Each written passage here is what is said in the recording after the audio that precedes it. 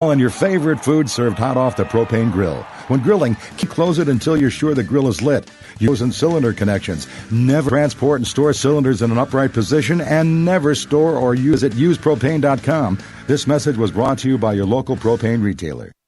Back in 1990, when I joined Herb in the booth, you could say that first game was when I became. The thing about Cleveland made us want to stay and call it our home, raise our family here. I can promise you one thing, home or on the road, I feel what you folks feel, what you feel every game. Cleveland fans are passionate and pretty vocal. I respect that. This is our team. This is our town. This is a Tribe town. Hi, this is Dean Chenoweth, head coach of Cleveland's Lake Erie Monsters, and you're listening to the Sports Fix.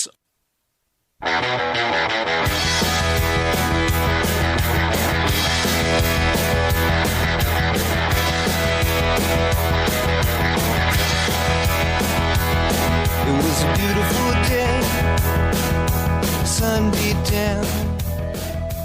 Beautiful day today, sun beating down, progressive feel. It'll be a little cold tonight. Might have been a wee bit chilly last night. I was sitting at Jerry's football game in the middle of the afternoon going, man, it's cold. It's going to be even colder tonight for the Tribe game. But you know what they're doing?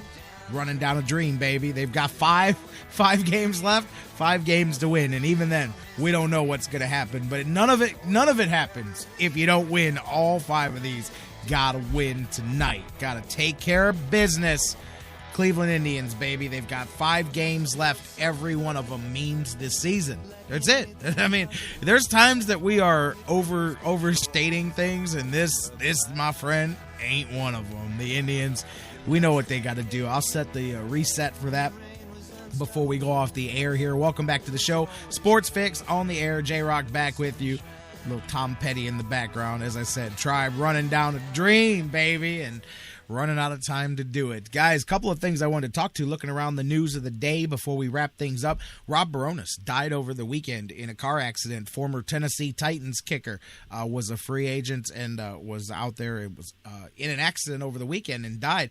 News coming out this morning, and I listened to the 911 call that's also been released. But moments before his accident, which took his life, a woman called police while on the road in Nashville, called 911 that Baronis had pulled his SUV, swerved to try to run their vehicle off the road. There was some sort of a road incident, maybe, I don't want to say road rage, but there was some type of some confrontation on the roads. A woman said that he gave a threatening look and was driving dangerously and wanted police to know that there was something wrong with him. Woman said that they let him go, that he was trying to run them off the road. They had no clue he was a football player or anything like that. They had no clue who he was. They reported it, and then he died of an accident moments later there. Flipped his car multiple times, hit several trees, ended up in a ditch. His police said he was speeding, lost control, heading around a curve Saturday night. When his wife reported him missing, police eventually did find him. He's been out of the NFL this season. He was last with the Titans earlier this year, was released, had a couple of workouts. Baronis, actually, here's a small aside note that you may not even know.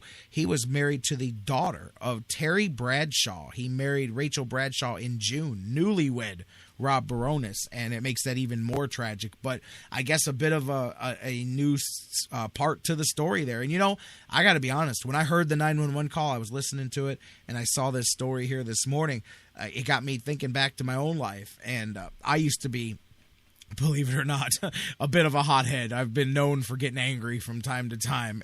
And, I mean, hey, I've grown up a lot. We all have our issues, but I used to be that guy. I used to get hot at people on the road, and I would ride up on you and, hey, pull over, and, hey, we need to have a conversation and politely discuss the incident that just happened in not so polite terms. But, yeah, that's what I said. We need to have a polite discussion, sir. Pull over. But anyways, I used to be that guy, and I'd get hot, and I'd be chasing after a guy and then have to, let him go. And you grow, you have kids, you gain things that matter, and all of a sudden you gain perspective on life, and you learn real quick that I'm not gonna I'm not going to flip my car and end up in a ditch because I'm chasing after some idiot who cut me off without enough notice on the freeway. Not me. But another layer to that story there, it tragically ended in the loss of a life, Rob Baronis. But if you haven't heard the story, the 911 call is out there. Moments before that, he had apparently engaged in an incident with somebody on the roads, and moments later took himself off the road and killed himself in an accident. So road rage is a bad thing. Okay? Road rage is bad. What was that? Who's that? From South Park. I can't think of his name now, but drugs are bad. Okay? But, yeah, road rage is bad, so try to avoid it. That seriously, though, all joking aside, that's why I pulled back from that, because I'm like, man, come on, man. You can't. You got kids. You got responsibilities, man. Come on now. We don't got to be tough guy on the road. So no more polite pulling over discussions on the side of the road for me. No way, no how. I'm not that guy. Something I wanted to bring up at the end of the show here, just a cool note that I saw talking about hard work paying off. I teased it earlier. And it's funny that this came out because it was just a couple of days ago, my son and I had a very similar conversation during the Indians series. I want to say it was during the Astros series, but I believe that the Astros had a guy who the announcer said it was his first game after 10 years in the minors. He was a 10-year career minor leaguer, and this guy was playing in his first game, and Jerry looks at me and goes, well, Dad, doesn't that mean that you're really not very good? And I said, well, I tend to disagree. I said, I think actually what that means is that you're very good. You're not Major League Baseball good, obviously, or maybe you are, but by the time you reached that stage, there were younger prospects that got more of an opportunity than you did. But regardless, you don't spend 10 years in minor league baseball not being good at playing the sport of baseball and not being good at it. I said, that's kind of funny that you would think that means he's not good. I said, do you think they just let him hang around for 10 years? That's Steve. He's been here since 94, man. We just let him hang out, and we put him in the lineup every once in a while, let him feel like part of the team. I said, no, actually, that means you're very good at baseball. That just means you haven't gotten the right opportunity at the right time in your career. Well, there's one even further than that, and that was just a few days ago. And then the story come out that last night, Rangers in Houston, and it even involved the Astros. Gilder Rodriguez, 31-year-old career minor leaguer, got his first opportunity to play in the majors after 13 years in minor league baseball. He was the leader in, I believe it was most games played. Let me pull up the stats so I make sure I've got it right. He was the leader of 1,095 minor league games without an appearance in the majors. That was the record for most time in the minors without an appearance in the major leagues. He also had the most minor league playing time of anybody in all levels of minor league baseball. And he finally got the opportunity. And what a coincidence, too. He's been up on the roster for a couple of weeks since they expanded the rosters. His dad had not been to one of his games to see him play since 2004. It had been 10 years, and his dad goes to this game against Texas and sees him get his very first hit, his very first major league hit of his career after 13 years.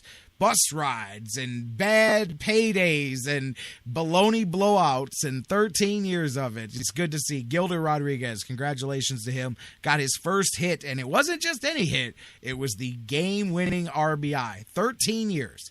Nearly 1,100 games. He finally got his opportunity. I love to end the show talking about a cool story like that. Hats off to him. And it just goes to show, man, you do anything long enough, stick at it, dig it out, good things will happen, much like they did for Gilder Rodriguez. Indians have been doing things and sticking at it for a long time now. 157 games worth heading into tonight. Can they finish it strong? Can they give themselves another opportunity to do the impossible here? I mean, seriously, if you don't think they can do it, then just look back last year, and they can do it, but they have to win. They have to win tonight. Like, I feel like it's Groundhog's Day, and we keep doing it over and over. But today's the day that Bill Murray's either going to wake up, and it's not going to be playing the Cher song again, Sonny and Cher. That was the song. You got me, I got you, babe. He's not going to be playing that same song today one more time. This is it. The music has to change, or unfortunately, Bill Murray is going to be stuck in the groundhog zone there for, well, about the next 6 months or so. So let's go out there and make it happen. Danny Salazar takes the mound for the Indians. And you know what? Leave a good taste out there, Danny, because the next time you take the mound would be in the playoffs if the Indians were to improbably make this thing happen. Danny Salazar takes his 6-7, 4.02 ERA into the game tonight. Ventura takes the mound for the Kansas City Royals. Yordano Ventura, 13-10, 3.19 ERA. He's on fire. 4-1 in his last 5 starts with a 1.95 ERA. Ventura has a streak of 10 straight quality starts, and he has not allowed a home run since the month of July. He has been outstanding against the Indians as well. 3 starts, all Kansas City victories. He's gone 2-0, as Jeff Gorman told us earlier, with a 2-flat ERA over those 3 starts. That has to change tonight, or the season ends tomorrow, guys. Plain and simple. Can Danny Salazar go out there, give the Indians another quality start, give the offense another opportunity to get to Ventura, to make it happen? You don't even want to monkey around with that Kansas City bullpen. It can match the Indians step for step, move for move. Last time Salazar went out there, he went 7 1/3, 1 run, 5 hits, 9 strikeouts in the Indians' key 2-1 victory, bouncing back there in Houston. However, his roughest start of the season, back in April, he went less than 5 against the Royals, 5 runs, 7 hits, got shelled at home 8-2. That was a long time ago. That was a different Danny Salazar. That was a different Indians team. If the results repeat themselves tonight, it will be an end of the season Indians team. If not, we live to do this dance again tomorrow. So come on back here tomorrow and let's do the dance together, hopefully, guys. Enjoy the Indians and the Royals. It pitches off. First pitch. Hey, listen, I can make up a term for anything. First pitch, 7:05. Tonight at Progressive Field, Indians and Royals, Salazar and Ventura, baby. Indians gotta make it happen, Captain. Enjoy the game. Come on back tomorrow. Same bat time, same bat channel. Let's talk about it. Live at noon, right here on the Sports Fix. John McMullen from the Sports Network will be with us tomorrow. Dan Wismar from the Cleveland Fan will be with us. We're talking Indians. We'll be talking about all the latest in the world of sports. Dan will have a Buckeyes preview as they prepare to take on the Cincinnati Bearcats and so much more. So come on back tomorrow. Until then, forget tomorrow. Let's not even talk about the Sports Fix. Let's put all of our energy on the Indians. Wahoo, baby. Wahoo, wahoo. Feel the vibes. Come on back tomorrow. And hopefully we're feeling the love together. Go Indians, go Cleveland. Pack that house tonight, as many of you as possible. I just saw Jason Kipnis on Twitter during the show, hooking some fans up with some tickets. They want to fill the park as well. So if you want to go and you're broke, tweet at an Indian. Tell them you want to come fill the park. You may get hooked up with some tickets tonight. The Indians looking to fill that park and win that game. I felt like the guy from Extreme Makeover. Move that bus and win that game. Go Tribe. Go Cleveland. We'll see you tomorrow, baby, right here on the Sports Fix.